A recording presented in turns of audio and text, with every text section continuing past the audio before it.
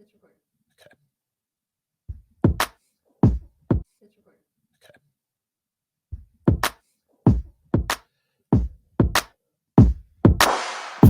It's that time again. It's time for the VCB Podcast with your hosts, Jason Smith and Ronaldo Villarreal. Episode number 1 for 2024. It's a late start to a new beginning, just the way Ray and I planned it. All right, man, let's go ahead and get the new year started. VCB Podcast 2024, year 4 of the podcast. Super excited. But before we can get things going, we got to bring in the man, the myth, the legend, Ronaldo Villarreal. What's up, Ray? How's it going, Jason? Hey, there's something different. Yeah. Well, for those that are for our low vision folks, yeah, you'll be able to see this on our YouTube page. Actually, you should be able to watch it on Spotify as well. If you're one of our Spotify followers, we appreciate you. In fact, to all of our followers, please hit every subscribe button, follow button, like button, and please find a way to reach out and comment. Yeah, we're seeing you guys. We see those followers. We're seeing those likes, and we're seeing those Victor readers. We're seeing your devices listening to the podcast. So thank you very much. And like Jason said, Happy New Year's. In fact, to our Victor reader listeners, that is so amazing. That is one way to take something that we teach here and use it for something so. I want to give a shout out to Carmelo, I believe her name was. Also, John Batista. They know how to make somebody feel really good about talking about the podcast every time they hear my voice when I walk up. They recognize the voice. They told me thank you. So to you two that have reached out and let me know how this podcast has impacted you, well, I just let you know that you guys are impacting me as well. So thank you. Yes, thank you as well from me. Before we get started, we have an awesome show today. We're recognizing Braille Month. So we have a guest that's going to be coming on and joining us that is one of our Braille instructors. So we're excited to interview her today. But we have to get through our norm, which is to let you know that, yes, all of our groups are still meeting monthly. You could follow them on myvcb.org. That's myvcb.org. It's our webpage. The calendar is there. You can also reach out to Matt at 559-222-4227. Whoa, hold on. I messed that up. Let me help there. You can reach Matt at 559-222-4447. Yes, I did that on purpose to see if he would come in and nail it. See, he's trying to test me this year. It was called the New Year test. And yeah, you passed. Right. There you go. And then did I sell it? Did we? Okay. Yeah, we got it. Good. That was scripted. It was scripted. Yeah, of course.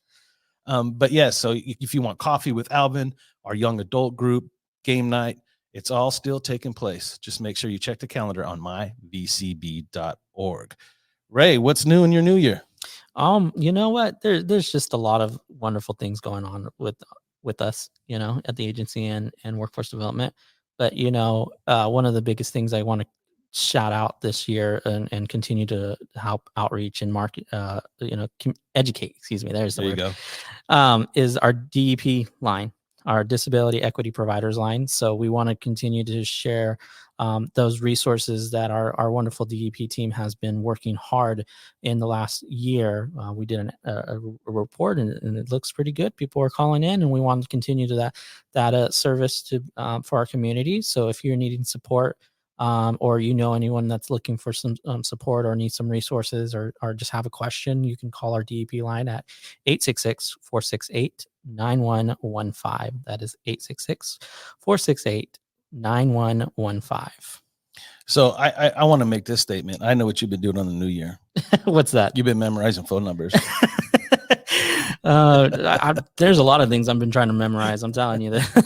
I think that was the first time in the history of this podcast that you nailed both. Hey, new year, new me. What is that commercial? New year, new you, feel fabletic. Something like that. Well, yeah. As for me, it's standard, man. We're just here. The office is open. So if you need services, please contact Linda. You can call her right here at the office at 559, Ray? 222-4447. Keeping him on his toes this year is my mission. Yeah, there you go. As for Linda, she will get you set up to speak to one of our case managers and get you assessed, get your eyes covered in our low vision clinic, who's ran by the lovely Kathy. So we are up and running for the new year. So if you know anybody needs services. Yeah. And I believe this podcast is coming out in a couple this week as well. So if you haven't been aware, there is a Braille challenge this year. So yes. Yeah. In the Braille challenge. So if you want to sign up for the Braille challenge, you could also reach out to Matt by calling 559 222 4447. Okay. There All right. you go. I think you're passing. We're still going. Yeah, we're still good. Yeah. So just reach out to Matt and make sure that you get all the information. It's going to be for people who are the age of kindergarten to 12th grade, I believe. Yep. Yeah. Awesome. In a lot of different categories. So you don't have to be super efficient at Braille to get into the challenge. Yes. So just make sure, you'll be able to pick a category and compete. So it'll be really, really, really fun. I think without further ado, we want to get to our guest. Yeah, I'm excited. Yeah, I'm trying. Let's go. What was my thing? It was I'm hyped. I'm hyped. I'm hyped. That was my word. What 2022? I don't even remember. It was like probably early 2022. Yeah. So I'm hyped. It's Braille Literacy Month, and we have a wonderful guest to talk about what Braille means to them. So Jason, take it away. Yes. Okay. We would like to kindly and excitedly introduce you to Veronica, one of our Braille instructors out of the Bakersfield office. Veronica, how are you? Good. Thank you very much for having me. How are you guys? Oh, we're doing wonderful. We thank you for joining us today because it's Braille Literacy Month, and Braille is one of those lost arts, I like to say, and you keep it alive. And I would like to start off by just asking you to share with the audience what Braille means to you. Oh my goodness. I can talk about Braille all day. Braille, to me, it's independence. It's being able to be successful at my job. I do use Braille from time to time on the job. And I just can't imagine not knowing Braille. I just can't. It's equivalent to a sighted person not being able to read. I just can't imagine that. Right. No, I hear you. And we got so excited, in bringing you in, Veronica, that we forgot to skip a little bit. Veronica, can you tell us a little bit about yourself? About when did you start learning Braille, or your visual impairment as well, if that's okay? Yes. I am totally blind. I've been blind since birth. I was born a preemie, and my eyes were damaged as a result, just to make a long story short. And I started learning Braille when I was 5. Oh, there you go. Yeah. So I'm an avid Braille reader. I was like in kindergarten when I learned. Wow. Now I got to get my son started because he's almost in kindergarten. Yeah, that's the same with me. Well, I was born with, I think I shared with the audience and Veronica, I was born with retinitis pigmentosa. So it's a condition, that as you age, it's progressive. It's progressive. It gets worse as you age. And one of the things that they really, when I was diagnosed, I think I was 6 or 7 years old, and that was the first thing they asked, let's get you trained on Braille. And I can remember, learning Braille in elementary school and getting my first Perkins Brailler, and getting that it's like cardstock paper, little thicker. The little thicker Braille paper, and understanding how to put that in the Braille typewriter, and you learning just the Braille code, the Braille code. There you go. So is it just me, or you were talking about the Perkins Braille writer? I'm sorry, but it just made me think of this. When I was little, I used to say, "Oh my gosh, this is so heavy," and now, it's not so heavy. Now it's like no big deal. Yeah, I think it's just like as little kids, gaining that muscle. But I can remember just pulling that from underneath my desk and putting it on my desk. And I remember one time when one of my TVIs, teachers of visually impaired, gave me one of those foam inserts at the bottom that helps dampen the sound I don't know if you've had an experience with that. Yes, I did use one of those. Although in my case, I don't think it helped very much because I still thought it was loud. Yeah. So yeah, I think that was for me too. I had another student that was learning Braille as well, and I don't know if you were in school with another individual that was visually impaired or learning Braille, same grade level as you, Veronica. But we would do spelling tests, and we would have both of our Perkins Braillers together, and we would just try to type out our spelling words. And eventually, our teacher was like, "You guys are becoming too much a distraction." And we're Yeah. not to the sound, but just how fast we were trying to race each other. Right.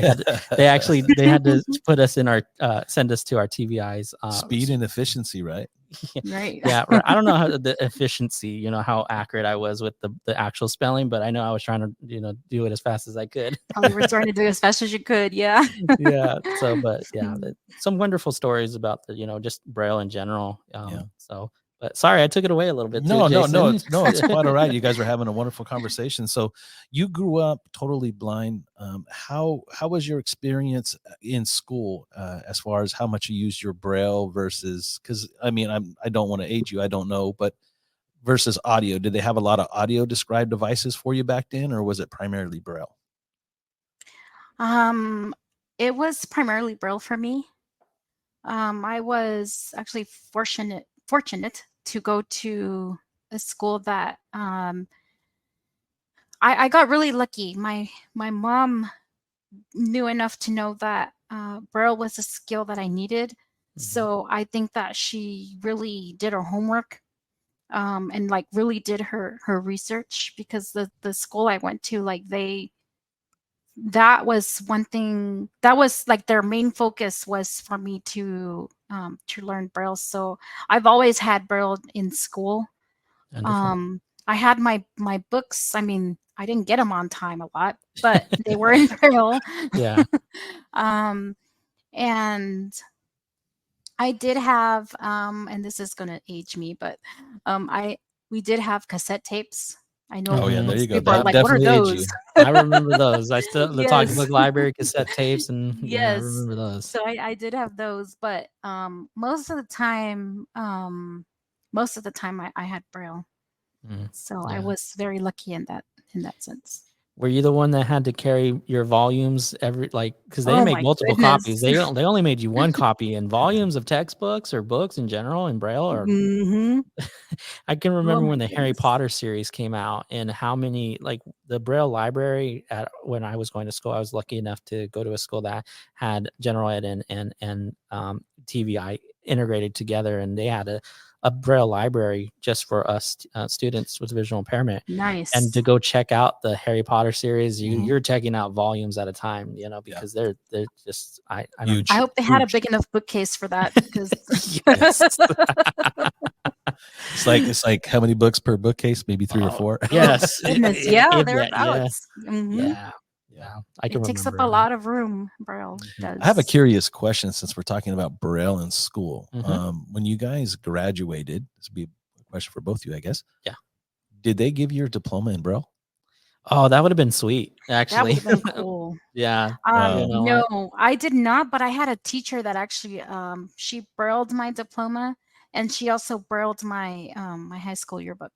Oh, wow. That is awesome. She That's brailled the whole amazing. yearbook, like all the Yes. students' names and everything. All the students' names, what they wrote. Yes. Shout Yeah. out to the one who did that. Not only does Yes. it work, but man, that is amazing. Yeah, That is great for you. That I is still awesome. have that somewhere. Yes. Yeah, that's What a great idea. No, definitely. That's a wonderful thought, from that teacher, just to take that time to do that, because that's very, very important part of our lives, Yeah. Anytime you talk about where you went to school, everyone defaults to the high school. If you ever ask people, it's like, oh, where'd you go to school? They always talk about their high school. Because it really is the one that we remember, and it seems to matter most to us. Yeah. Mhm. Yeah. That's when we do all of our growing up. Well, maybe Mhm. not all of it, but the Most real, of it, the real, right? yeah, the most of it, yeah. Things get real. when you get Yeah, high life school. gets Yeah. real there. Exactly. So Veronica, what so you're our current Braille instructor.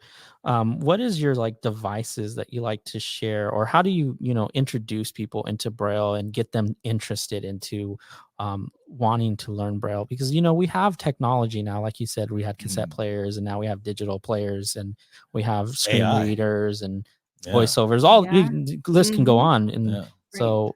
What is your way, or how do you approach people when they say, I'm interested in Braille, but I'm not sure about it? Well, I just start explaining all the different ways that Braille is used.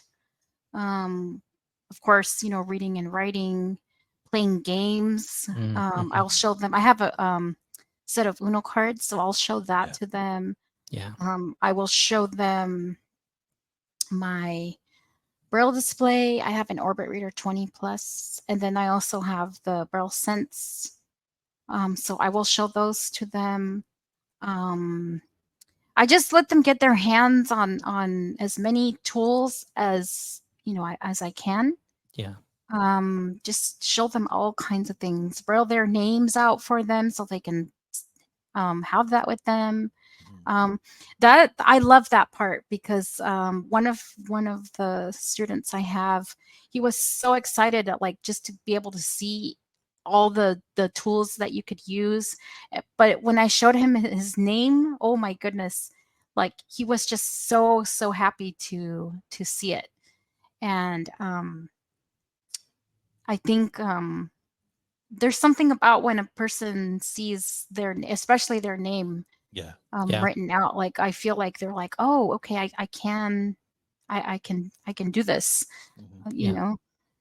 Yeah, because it relates to them, on a personal level. It's my name. Right. These are the characters of my name, and I think that's how we did a small presentation to a group of Girl Scouts here recently, and that's one of the things that Tom Randall, one of our other instructors here at the agency, what he did is he brailled out the girls' names, and they were super happy to go home with those index cards with their brailled name on it. So I can understand that. And I think that's what they taught me when I was first learning Braille myself as well. It's like, hey, here's the letters of the alphabets, but also here's your name to help That's you what I learned. encourage you. Yeah, I could see too, for the first time, experience that for the first time, whether or not you were born blind or you're losing your sight in learning Braille in an older age. The reality sets in that I still am who I am, right? Because it's real. I could feel it. It's there. Yeah. People can see it. This is my name. Yeah. So I might have, and also they may think I might have to do things differently, but I can still do it. It's like that matters, Yeah, definitely. Great.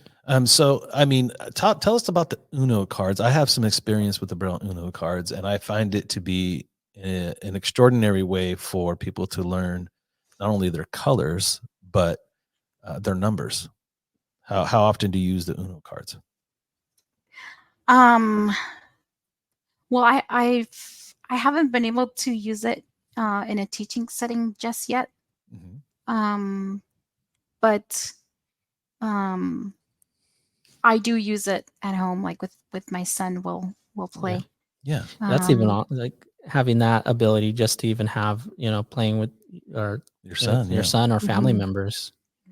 And it's so cool because Braille to him, he's so used to it. He doesn't even give it a second thought, and he wants to learn too as a result. So there's that. Yeah. Well, there's a career in that, by the way. Right. I mean, for translation and keeping Braille alive. So if you can continue to have that spark in him, that's a good thing. Yeah. Agree. Yeah. Even what I tell people too, it's like, why do we learn Braille if we can just read it off of JAWS or our phone? It's like, yes, but Braille has adapted as well. Braille is like you said, Veronica, you have it on your Orbit 20. There's Braille displays now where you can, instead of having a 18 volumes of a Harry Potter book, you can have it on one device now. But you could even use Braille with your technology, your phone. You could pair the device to your phone. I can read my text messages in Braille. Right? I know. Yep. The key word there is read. Right. Right? Exactly. Yes. Yeah. Reading it, that's It makes it more normal. Exactly. Right. Really much so. And how we can't always depend on technology. I was here last week. Yes. Funny story. Like, internet Yes. goes out. Yeah. Then what? Right. What if you can't access that information? So if there was something that you could tell somebody, Veronica, why they should learn Braille versus relying on voiceover, JAWS, all those, the AI and all those sorts of things, what would you tell somebody to encourage them? Hey, this is why this is important. One, it's the only system that I know that puts us on equal footing with our sighted peers. I would say that's a big, and to just what we were talking about, we can't always rely on our tech. Yes, our technology is great, but like you said, if the power goes out, what do we do? Yeah. How are we going to write down something? It could be a number, it could be, I don't know, instructions to something, notes. How are you going to do that without power? Correct. Even to the point, Braille helps us find us our in an elevator, finding the correct Oh my level goodness, to go yes. to, helping us find our classrooms, Yeah. finding the numbers to our classroom, helping us. Even it's funny too, people don't understand that there's Braille on ATM machines and helps us operate those devices because there's Braille on it. We can read it. We'd understand where the enter key is or where what the steps are to use the Braille or use the ATM machine, because it's on there. People always It's say, on there. Yeah. Shout out to our fellow VIPs who's ever gotten on an elevator that does not have Braille, and you've gone to every floor to find out where you're yes. at. It is so annoying when I go to an elevator that doesn't have Braille anymore. I tell you what, and no one's around. You're just waiting for someone else to jump on and be like, where am I? You know what somebody recently taught me that I didn't know about elevators and Braille is when the doors open directly to the right is the level outside of the door. I never knew that. Oh, So wow. there should be an ADA number, like the plaque with the floor level on there, and it's in Braille. I never knew that. I always had to ask people. I always had to go out and like, oh, is this level 3 or whatever? And they're like, yeah. But when I was at a convention just this October, they were like, oh, you just put your hand out in the right there's of the door, outside of the door. You got to be careful because you don't want that door to close on you. But there it tells you what level you're on in Braille. Oh, wow. That's something new for me. I never knew that. Yeah. So Braille that note right now. Right. That's good information right there. Yeah. Wow. Yeah. Well, tell another fun story is, how did you find Valley Center for the Blind, Veronica? I actually it was my counselor at the time, my rehab counselor. I'm a mom. I have a 10-year-old, and my son was like, I want to say he was like 3 or 4 at the time. And I was honestly just looking for something to do because I was like really lonely. I was a stay-at-home mom, and that gets to be lonely at times. I really didn't have like a lot of friends. I was just getting involved with the blind community again. I was just getting to talk to blind parents like me.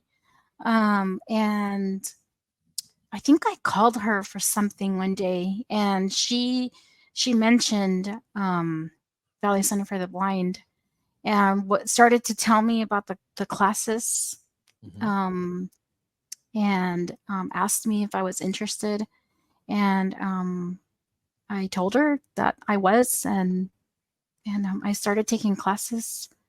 Yeah. I learned Outlook first because that was the one thing I wanted to learn first. And then, and the rest I say is history. Little thing on that too is like, I remember Veronica coming to the agency in Kern at the time, because it was the time me and Alvin were going every week down to Kern. And you guys were my instructors. Exactly. Yes, I remember this. Yep. I remember Veronica coming into it at the time. It was at a building called, or facility called the Two Towers. Twin Towers. Twin Towers. Yeah. Yep. Down in Kern, and me and Alvin would travel on Amtrak, and we would stay at a hotel nearby, and we would just see clients there in a shared office space, and we would have to work our schedules out. It's like, okay, my client's coming at 9. Okay, I got a client at 11. So who's taking the space right now, and shuffling things around. Yeah. And just Veronica came, and she was working with Alvin there, and a little bit with me, and just teaching technology out there. And now look at her now. She's our Braille instructor. Right. And I love the full circle story. So what inspired you, Veronica, to teach Braille? I think it was something I always thought of, but I just didn't have the right tools to do it, how to go about it. Right. Also meeting the right people, making connections, and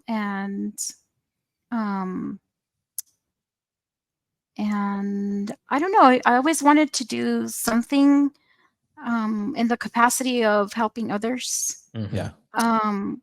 So yeah, I guess you could say that.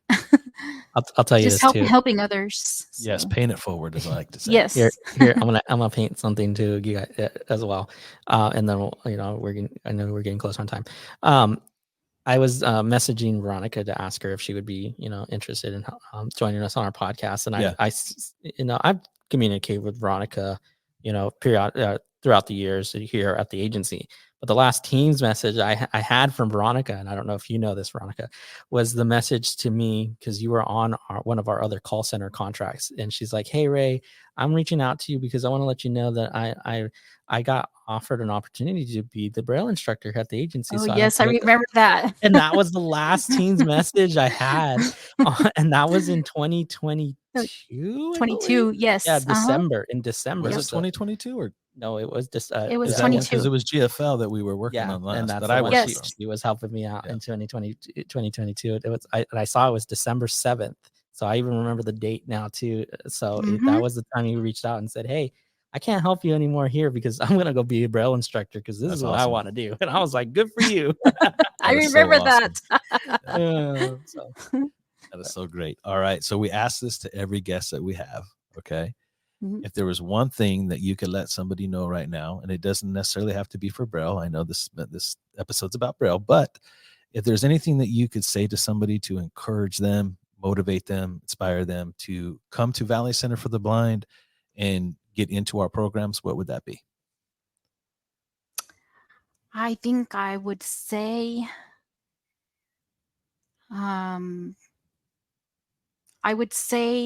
to do it.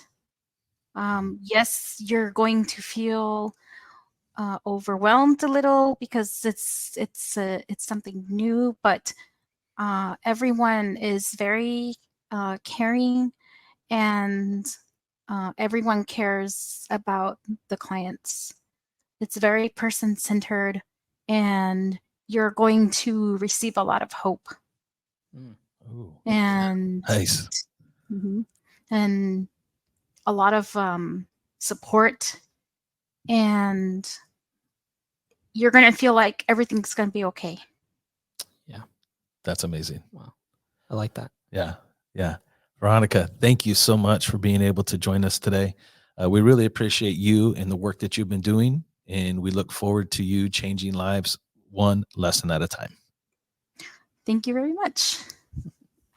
All right, everybody, that's going to wrap up episode number 1 of the VCB podcast for 2024. Ray, any final thoughts before we roll out of here? I'm just excited for this year, and I hope that you guys are as well, and continue to join us every time we put things out there, and we're hoping to continue to put more things out there. And like Veronica said, please just do it. Just come learn about what we have to offer, because I promise you, you'll get something out of it. And we want to thank you all for all your support. Remember, you could head over to the YouTube channel, Valley Center for the Blind. This will be a video podcast, first one of 2024. And make sure that you're following the page there, Spotify, Apple Podcasts, anywhere, Facebook. Next month will be Macular Degeneration Month, and we have another wonderful special guest. So you're going to want to be locked in and stay tuned. Excited. All right. Until then, take care of yourselves and each other.